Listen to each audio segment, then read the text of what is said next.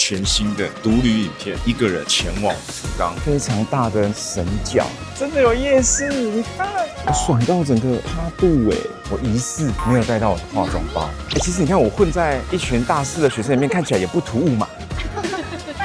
挑了一间烧鸟的屋台，很 chill 哎，超 chill 的哎，光的颜色是金色的。在这喝饮料，这个太浪漫，很美很美，难怪徐海丽要买在这里。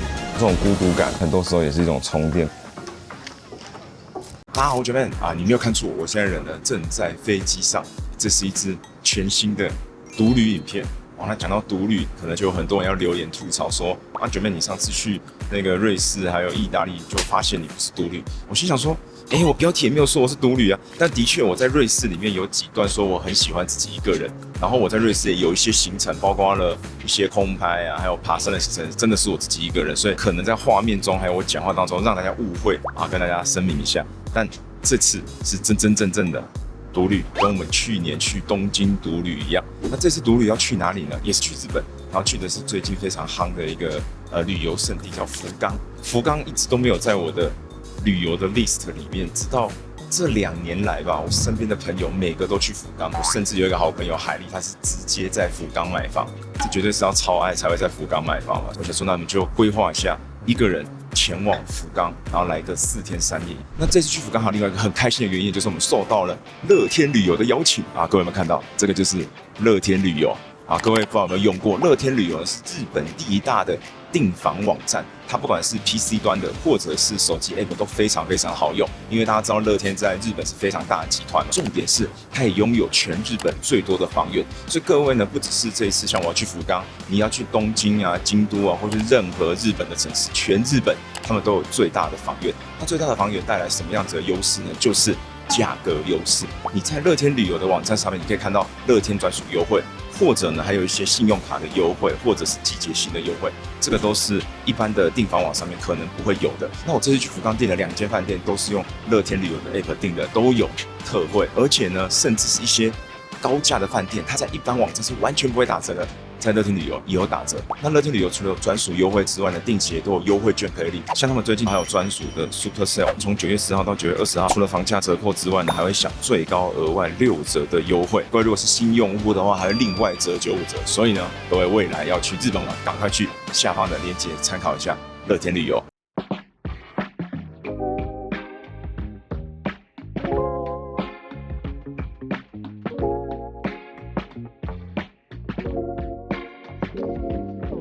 好，各位，我已经到了这个福冈机场，真的是非常快，我才睡个5分钟吧，就跟我说飞机准备要下降。我身边每一个推荐我来福冈的都说，第一个飞机时间短，第二个呢机场小，一下就出境了。第3个优点呢就是可以直接坐计程车。计程车在哪里啊？哦，看到计程车了。今天福冈的天气还不错哦，算是大晴天。哇，整个福冈很有夏天的感觉。各位，我已经到福冈的市区了，真的超级快。现在的时间是这个12点27，然后我是11点40几降落福冈机场的，所以我等于只花40分钟入境，然后坐计程车就到市区了。但是呢，福冈我觉得跟台湾一模一样热，我现在太阳下已经快受不了了。我先放行李，然后躲一下，很漂亮啊。各位，我放完行李了，接下来呢，先去第1个点，我决定找个咖啡厅坐着，因为中午实在太热了。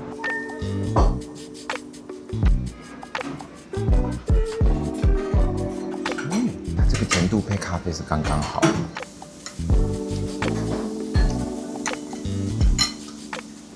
那因为呢，我是第1次来福冈，大家知道任何日本的城市第1次来要干嘛吗？啊，没错，就是要来逛神社。我现在呢要来逛的是结田神社。结田神社呢是福冈历史最悠久的神社之一哦。结田神社有一个水要喝，会好运啊！我看到了，是这个吗？这可以喝吗？这个甚至是用水龙头，它不是自己涌出来的。我不确定是不是这个，但你只要在这个神社有出现泉水，我都去给它喝一下，就会喝到了吧？啊，这个叫做三立，非常大的神角，博多指原山地，每年7月的时候都会做的，给男生挑战台。下面有那个可以抬的地方，非常非常的高。上面还有他们的神话，你看到？这个在东京好像没看过。我找到了，这个才是鹤井泉啊！它象征了长寿与健康，还有青春。但现在他们说咸咸的，叫我们不能喝。洗个手应该可以，洗一下。给大家看一下我买的御守。我以前呢来神社是不会买御守的，但是我现在就是定期，包括之前我们去那个万博，会买很多纪念品是要送给超级9分金运龙神手，然后这边还有写接天神社。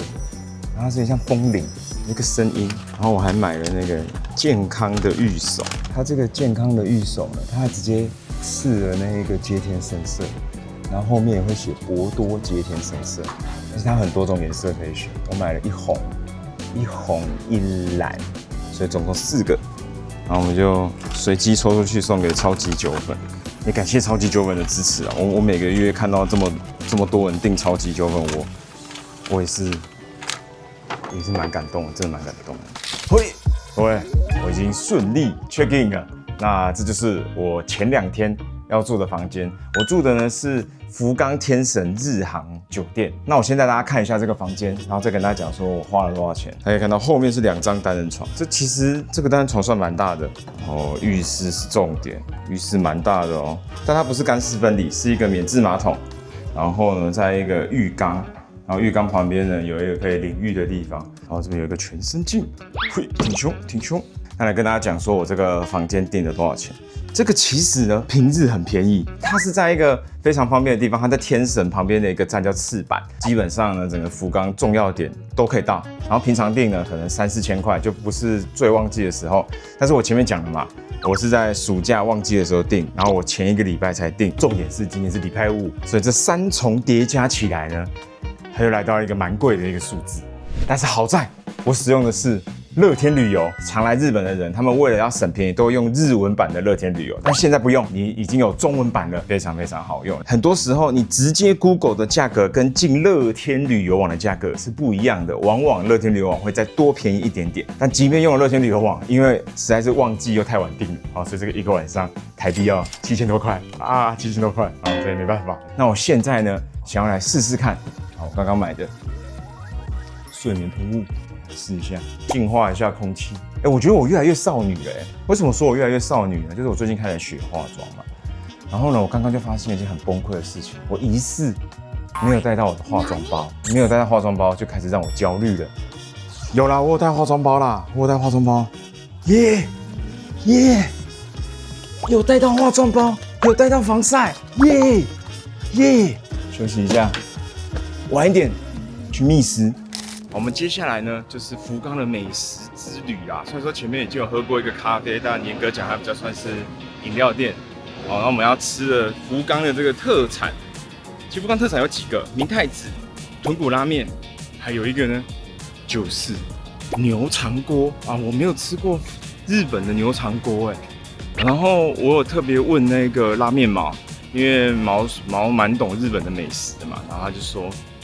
牛肠锅的话，在福冈只要是有名的店都不会太差，所以我直接就近在天神找了一间。有没有看到前面那个招牌？一藤。各位，我的牛肠锅来了，然后看到就在这里，给大家看一下这个牛肠锅，是韭菜，然后有豆腐。听说这间店最有名的是味噌口味，所以我就点了味噌啊。这是牛肠，看超肥的，超爽的啦！哎呦！吃哦，好好笑，全部都是烟，很有嚼劲哎。应该是这一锅煮的差不多之后，就会把这个饭丢下去做杂炊。因为我在台湾的很多火锅店现在都有杂炊的服务，所以应该是一样的意思。牛肠很赞。这个炸出来要煮很久，给大家看一下，比较像粥了哦。好，我们来吃吃看。太咸了。我我吃完这个牛肠锅了，跟他揭晓多少钱？我是1人份的，然后我没有加点任何东西，他要付一个乌龙茶。这样子的话呢是日币3000元，所以台币大概600块，我觉得还行啦。牛肠锅蛮好吃的，但牛肠有点少，所以可能要再加点牛肠。那看完神社之后呢，每一个城市一定要来踩点的就是他们的大公园啊，在我旁边的就是五鹤公园。五鹤公园旁边还有大豪公园。那大豪公园呢是海丽跟我讲，因为他说他的新房子福冈的家就买在大豪旁边，他说我可以去看看，就是去看看公园啊。我没有问他家地址在哪。那现在刚好是这个夕阳魔幻时刻，这莲花池很漂亮。你看哦，我现在如果逆光的话，哇，逆光这边很美，去拍一下。应该不会被干走吧？哦哟，这可以哦，有点感觉哦。哇，这个虫鸣就是夏天，他们正在燃烧自己的生命。一直在拍莲花，是不是老人的行为啊？给你们看一下。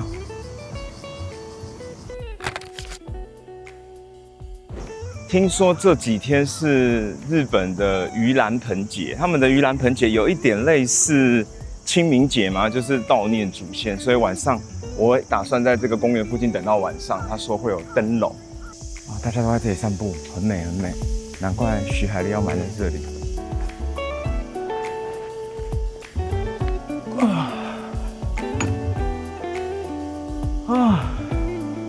哦，真好，哇！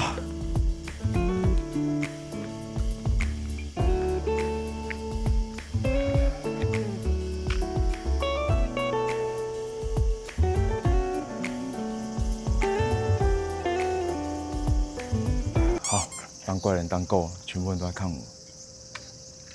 我现在在这个福冈的护国神社，它其实就在大豪公园旁边，然后真的有灯笼而且还有市集有点像夜市，运气很好虽然说我今天白天一整天都觉得说啊，夏天来福冈好像有点太热了，但是真的有夜市，你看，哇，竟然是在一个很大的鸟居下面有夜市哇，好酷哦！上次看到这样的庙会是在东京跨年的时候，在浅草也有这种庙会。但浅草的庙会，我记得比较晚才开始，应该跟我们的夜市一样，游戏可以玩。哇，好赞哦！哎呀，可是这个一个人逛有点酷酷。它最上面是用旋转平台在转，就是我们平常在拍摄食物用的旋转平台，好可爱。因为老实讲，我是一个不爱逛街的人，所以一部分也真的是。这次要拍独旅，然后他们就说这边有这个特别的行程，叫我来看看。我觉得我的工作跟我的休闲是整个交织在一起的。就如果我只是纯玩的话，不拍片的话，我觉得我是懒得在夏天的时候这样走出来这么久。但也是因为有了要拍片的这个事情 push 着我。你要说它是压力也好，但也是一个动力。这边全部都是餐车，除了夜市之外，还有各种美食餐车。哇，又另外一个鸟居，它那边很多灯笼，感觉蛮好拍的哦，我们去看一下。啊，灯笼，超多灯笼的。然后我们就这样子走在灯笼下面。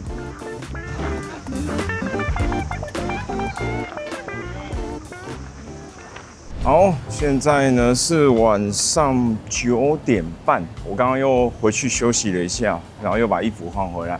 我们要来吃的是这个福冈必吃的豚骨拉面，博多一双哦，9点半还这么多人在排队，我靠，已经排到后面去了。我们拍一个独旅的企划，福冈独旅，你们可以作证，我真的只有自己一个人。其实你看我混在一群大四的学生里面，看起来也不突兀嘛。对，还是我看起来像什么老师带你们出来？助教。各位，我的豚骨来了，然后呢，味道非常非常的重。有了，看起来很赞。我有加叉烧跟加鲫鱼。闻的时候是猪肉的骚味，但是吃的时候其实是香气的，好吃细面好吃，真的就跟臭豆腐一样，闻起来臭，但吃起来不臭。我忘记9瓣熟蛋了，这个如果是见闻剪的，会不会看到的时候已经很崩溃了？咬一口给他看，还行啊。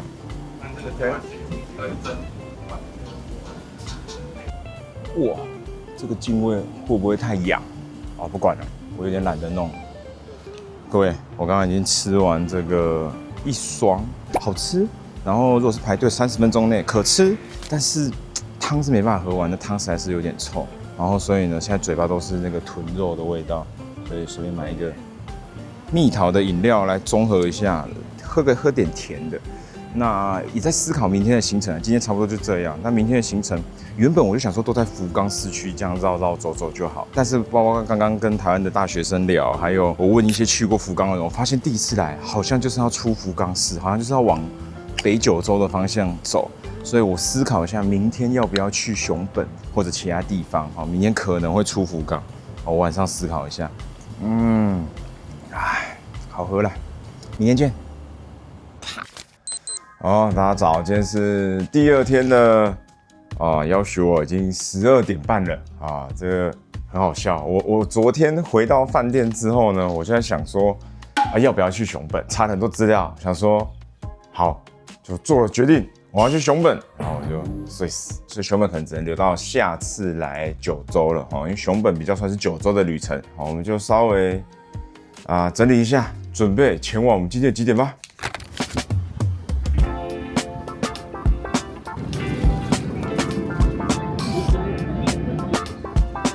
好，我们今天第一间店呢要来吃早午餐，是这个我看网络上非常有名，很多人推荐的 Dakomeka。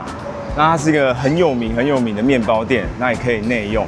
它这个 logo 很可爱，大象在面包上面跳舞，好 Q 哦。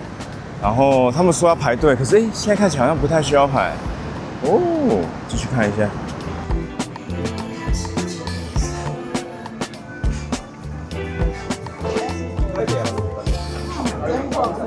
各位，我已经吃完了，只是刚刚店内我旁边都是人，我不太好意思这边一直讲中文，就觉得有点突然社恐。那综合吃下来呢，是一个店内氛围很好的面包店，它有点像是马戏团的风格。它的面包我查了资料才发现，卡士达酱吃起来是跟安东娜一样的，难怪我刚刚点的那个卡士达面包吃起来觉得好好吃，在哪里吃过，很香甜然后不太会腻的那种甜感。吃的另外一个是蛋沙拉的面包，但是那个我就觉得还好。然后有一个招牌好像没有点到烤火腿，面包包起来，但有点饱，我就不点了。那接下来的行程呢？我想说算了，我还是回到我独旅的节奏好了。既然都已经放弃熊本了，走一个耍废吃喝流，喝个咖啡，然后看个书，休息一下，再看要去哪里。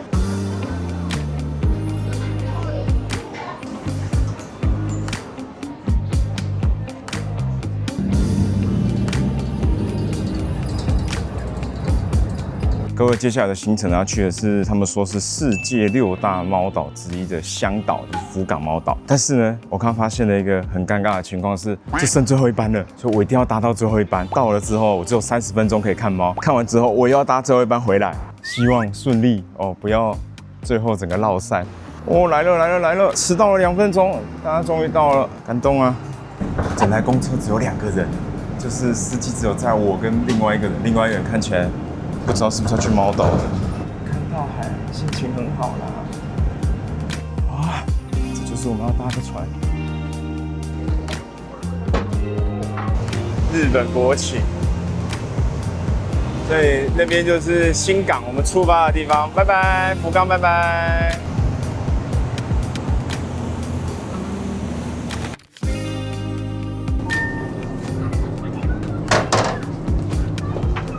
哇，看到猫咪了，上面就有猫咪。真的很多猫当然没有到肉眼可见全部都是猫，但是你只要稍微找一下，在阴影处都有。你看这边就有一只，而且它们都不怕人哦。你看这边有一只，嗨 ，hello， 给摸了，它还翘尾巴。哎呦喂呀，是不是很爽啊？爽到整个趴肚然后这边的猫呢都结扎了，所以可能会是最后一代，就是不会看到小猫，都是看到结扎的时候有点胖胖的成猫。伙伴，你可以摸吗？哦，可以耶，这只也是可以摸的。这些猫咪不知道会不会想说，你们这些猫奴还大老远的从福冈搭电车，然后转公车，再转船来摸我们。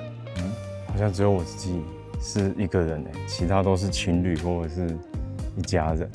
这边蛮适合约会。来了。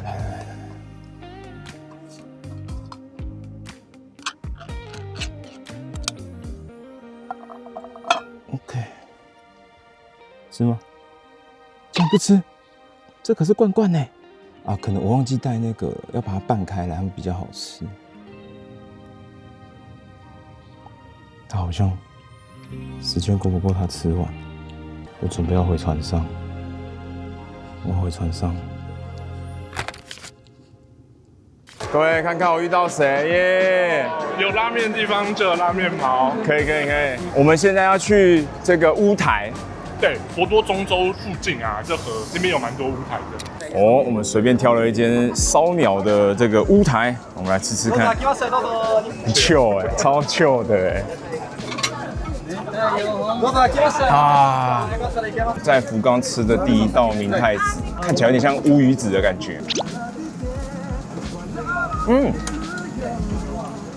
那种口感很淡一点辣。对，都会辣。好像那个弹的感觉跟明太子酱很不一样。对。口味真的太重了。要配酒。吃完第一间这个乌台了，然后现在运河已经暗下来了，漂亮起来，很美耶！这个反光有没有？那我们现在要去的是这个毛说比较好吃的乌台的地方，因为刚刚那间真的太咸了啦。因为配酒啦，他们主要是聊天为主。对，所以大家如果是来乌台横丁的话，不要点太多，吃个气氛就好。主要是吃气氛。然后乌台的话，在博多这边两个比较有名的，一个是中州乌台，就是这边，再来就是天神那边的乌台。所以我们要去天神乌台吗？天神乌台它比较分散，它不是一条街，它是那种办公大楼，它门口就可能一台。有一个人推乌台炒泡面，是你推给我的吗？对，小金泰。小金泰。哇，我们到了，这个叫做小金酱。然后毛说乌台就是著名的翻桌鳗，所以看起来人没有很多，但可能要等很久。难得在这种十字路口旁边排队。这边排队有一种东南亚泰国的感觉。有一点。加上这个天气。店员也是外国的。第三通我们的这个炒泡面来了，很大一盘，有点像热炒店里面的炒面。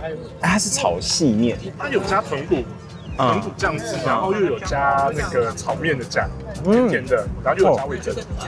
对，它要加炒面酱就是日式炒面。这个在大阪也蛮常吃到的。对，大阪超多。台湾的那个毛现在在跟隔壁的福冈姐姐聊天。那这个他说这个乌台就是容易这样子被搭讪。他说如果日本人要学中文的话，他要学繁体还是简体比较好。这么刺激的问题，即将要得到一个日本人的订阅喽。そうです。It's me。订阅了耶 ，subscribe 耶。好了，各位，我们要跟这个毛分别了，谢谢毛，大家可以去他频道，不是频道，他 IG 有各种日本的美食，尤其是拉面的推荐，然后他有推荐很多景点，我明天可能会去踩点，好不好？谢谢毛，拜拜，那毛真的走了，拜拜，耶，哇，真是开心。真的，虽然说我是喜欢独旅的，但是独旅的中间有遇到朋友、认识新朋友都是很好的。然后刚刚就是有被那个现场的福冈的人搭讪，他本来说要请我，他说这是个搭讪文化，就搭讪的人要请客，但我们后来没有给他请了，我们后来还是自己付掉了，这样子，非常的开心耶！今天也是，虽然说睡到中午有点废，但是后来跑的行程也是很扎实。我怎么觉得光到现在的素材剪一集有点太长了，反正。就先回去休息，看明天去哪里，再明天跟他说晚安，拜拜。大家早，今天是第3天的早上8点，今天有早起，非常的开心。那我们今天的行程呢，要准备前往小仓。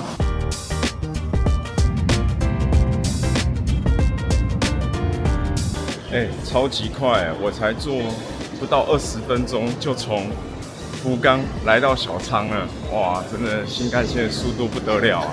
那小仓呢，我有查，它这个车站外面就有2间很赞的面包店可以买。好，找一下，10点才开吗？8，但没关系，这只是其中一个点而已。我们呢，主要是要去这个小仓城，小仓城就在旁边，听说挺有名的一座城哦，去看一下。哦，各位看到小仓城了，在那里远远的，有没有？很酷哎。那小仓城呢，是大概400年前的时候建成的，是明治光秀的女婿盖的。那中间有因为战乱，然后就重建，所以我们现在看到的是重建的版本。那它的特色之一呢，就是它的造型。第4楼的时候，它看起来好像少了一个屋檐。相传就是说这样的造型看起来很特别，可能可以吓当时要来攻打小仓的人。但这个就是只是一个相传而已。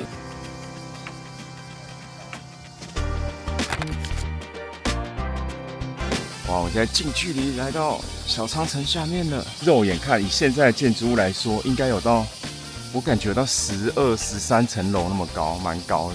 我好像走进一个都是风铃的路道，哎，太浪漫了吧！还喷水。这边有各种模型来展示小仓城的历史。这个是小仓城的吉祥物，是一只老虎哎！我变成武士了，好可爱！哎，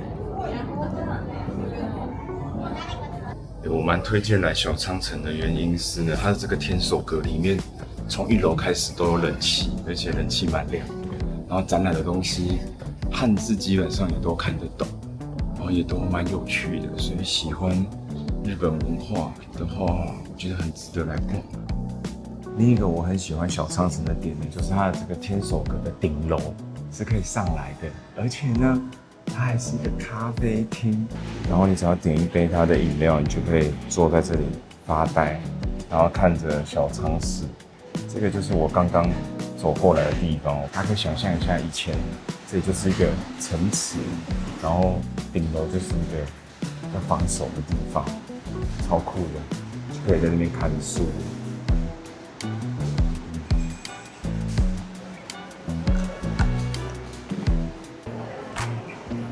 好，我们重新呢回到了商店街，要来买那个奶油小面包。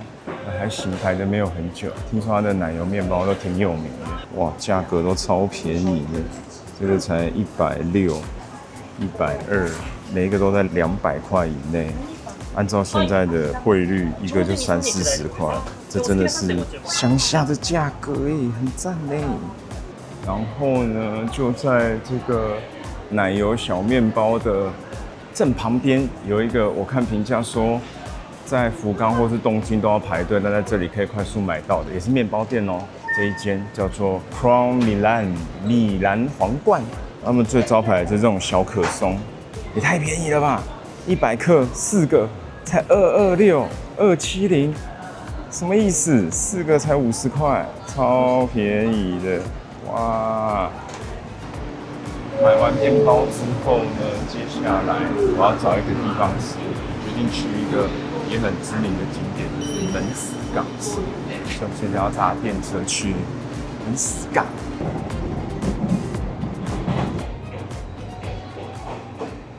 北九州的经典行程门司港车站，那这个是很多人跟我推荐，我看很多人拍片也都有来的。那听说这个车站很厉害，我带大家去看一下。在我后面的呢，就是这个门司港车站。那他们说门司港车站呢，使用的是德国新文艺复兴的风格，因为当时日本就想要西化嘛，所以说他们在积极西化的过程当中呢，这边又是国际的门面，很多外国人进来这个港口就会看到车站，他们就想要把它做得比较西洋化一点点。他们说，2019年才翻修完成，然后有尽可能的还原当时的那个氛围。所以它这个车站本身呢，就是一个景点。然后附近呢，听说很有名的是一个叫烧咖喱的，是排队名店。我刚刚其实已经看到有人在排，去吃一下，看排不排得到。就是这一间，在 Google Map 上面叫做 Princess Fifi， 然后呢，超多人在排队，超热的啦。然后这是我的名字 Joe， 然后前面还有7、8组的。重点是我刚刚等了10几分钟，好像一组都没有进，有点恐怖。我等等看，太久就不行。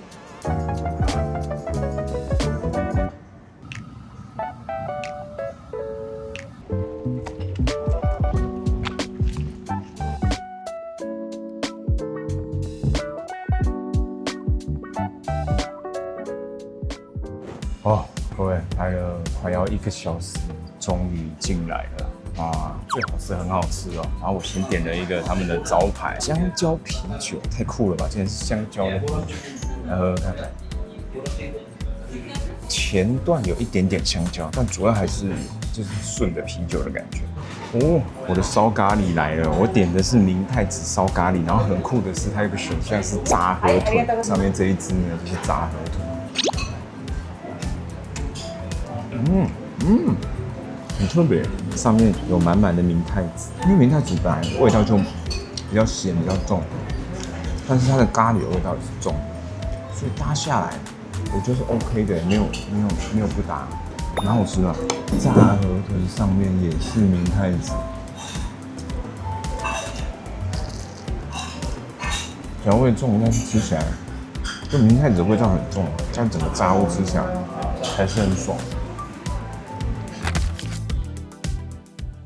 好，各位，我们现在来到了这次旅程的第2间饭店啊！我现在已经进到房间内，心情非常好。因为这个房间虽然不是非常的新，这个饭店可能有点年纪了，但是呢，氛围很好。我来跟大家介绍，这间饭店叫做福冈玛丽诺亚度假村，它是在海边的。好，我先看一下室内有多大。这边有2张单人床，这个算中规中矩啦。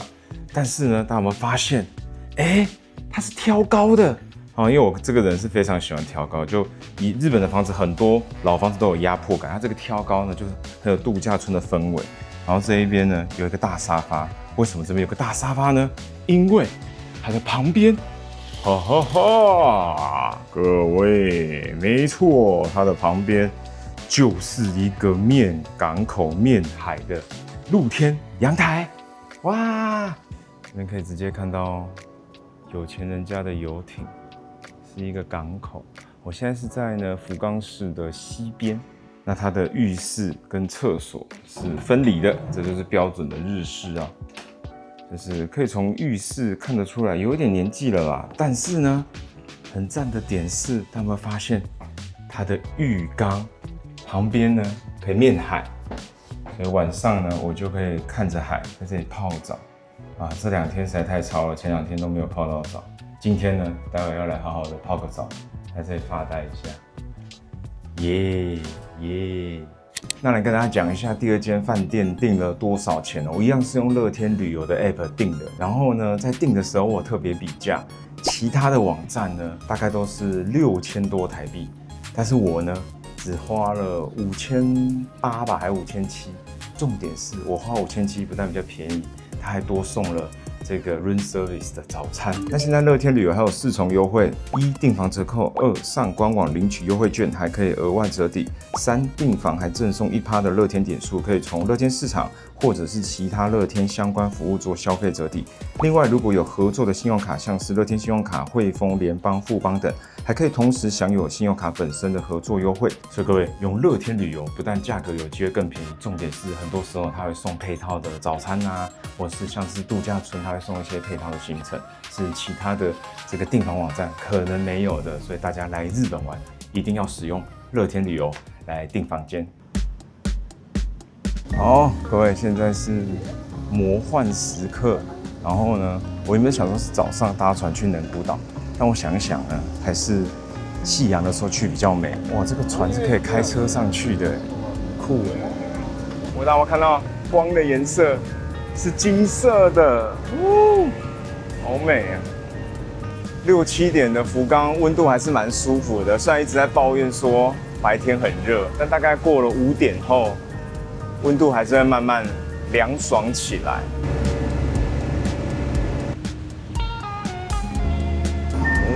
灯倒了。那我在乐天旅游上订的方案呢，除了住宿之外，它还有送一张能古岛花园的票，只是这个花园只开到5点半。然后我就想说，啊，明天早上我要吃早餐，然后又要赶去机场，因为太赶了，所以我这个票就不用了，所以应该就逛一下能古岛。但如果时间有够的话，大家可以用这个票去逛一下那个花园。我看评价说要逛2个小时，因为能古岛1年4季都有花会开。像夏天的话呢，就是向日葵。我刚刚还在旁边的那一个杂货店，竟然有卖这个能古岛的，是水吗？啊，是苏打饮料。有没有看到远远的建筑物在发光？它在反射太阳光。哦，然后右边也有这个福冈塔，坐在这喝饮料，会不会太浪漫？哈！啊！给大家听一下海声。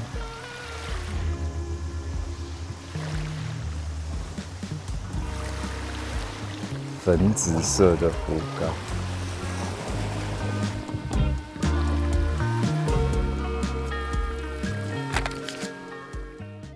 现在时间是10点，然后呢，我要来吃的是福冈的特色料理水炊鸡，因为我个人是蛮喜欢吃火锅还有鸡肉的，然后水炊鸡这次都一直没吃到。那我刚刚就在饭店想说还有点饿，然后这个还没吃到。那大部分的水炊鸡店都是晚上10点就休息了，但这一间呢，在中州，它在唐吉诃德楼上，然后开到晚上12点。给大家看一下水炊鸡，它就是很像鸡肉的火锅，它先给你一锅这个鸡肉，然后里面有，其实肉不多就2块鸡腿肉啊，这个是鸡腿肉，然后这个是鸡胸肉，然后它还有一盘这个菜盘，然后我加给了豆腐。然后这个是鸡肉丸，有点血味，再把原本2块丢过去。鸡丸子，台湾应该比较少鸡丸子哈，好像都是猪肉丸或牛肉丸，还不错，还不错。好，第2块鸡腿肉应该有熟吧？你说上一块应该是放血没有放的。状态很好，第2块鸡腿肉就比较正常啊。我来福冈这几天，每天都过得好充实，一天都过很久的感觉。完成啦，看起来很好吃耶。好了，这支影片应该是9月的时候上，然后呢，你如果再过2-3个月看到，就是冬天了。所以冬天的你们来上暖暖的一碗粥，不错吧？其实某方面来说，我也是跨越时空在陪伴着各位，所以呢，如果你是在冬天看到这支影片的话，希望你的冬天都是温暖的。第4天的早上，我吃完早餐就要去搭飞机了，然后因为福冈距离台湾很近嘛，所以我甚至下午1点就回到桃园机场了，然后我还跟他们说我2点要进公司哦，所以今天我还可以上半天的班这样子。不过先给大家看一下我的早餐啊，这个就是用乐天旅游 App 订的，然后付的早餐非常的不错。那来讲一下我住这间玛丽诺亚饭店的心得哦，就是它的位置虽然说比较偏僻一点，你是在福冈的西边，但是呢，如果只待在饭店，包括了晚上看海啊，白天下午在那边发呆，然后还有去能古岛走走，其实都蛮轻松的。等一下，我突然发现它的欧姆蛋里面加的是明太子哎，我想说这是一个一般的早餐，结果还是有福冈的 style 在里面。你家明太子不错。最后呢，再次感谢乐天旅游 App， 让我再次体验了独旅。我觉得独旅还是很美好的，虽然说中间又要拍摄，有点手忙脚乱，然后我还弄丢了2次我的 Pocket 3，但都有顺利的找回来，因为日本人自然非常的好，他们都会帮你把东西收好，等你回来找他。所以独旅还是会有一些慌乱的地方，但是又拍了很多素材，然后这种孤独感过程当中看看书啊，吃吃美食啊，发个呆，其实很多时候也是一种充电。好，以上是这一次的 Vlog， 大家如果喜欢我的影片的话，记得按赞、订阅、分享，还有 follow 我的 Instagram， 我们就下次见啦，拜拜。来吃我白天买的这个小面包，但是呢，很尴尬的是，我今天跑了整天的行程之后呢，还是放在我包包里，然后整个被压烂。我来福冈已经被2个朋友问说你怎么来福冈？这个是恩熙俊，然后另外一个是那个巴黎沟的 Steve， 就说哥哥，你去福冈干嘛？我都不能乱来我乱来分分钟都被认出来，全部都是台湾人的眼线。我这次来的时候，燕伟就问我要不要带 ZV-E1，就这台大台的，因为我上次有带去瑞士拍的素材很少，用的很少。然后建文竟然直接跟我说，哦，那个我看别的频道都是用 iPhone 拍就好。我说怎么可以这样呢？陈建文，你可是辅大传播学院毕业，我们当然是用这种全幅的镜头装逼啊。我这一次要多一点那种很 gay 白的镜位，就是设定在一个高处，然后这样走过来，不然你们都一直说我脸会挡到风景。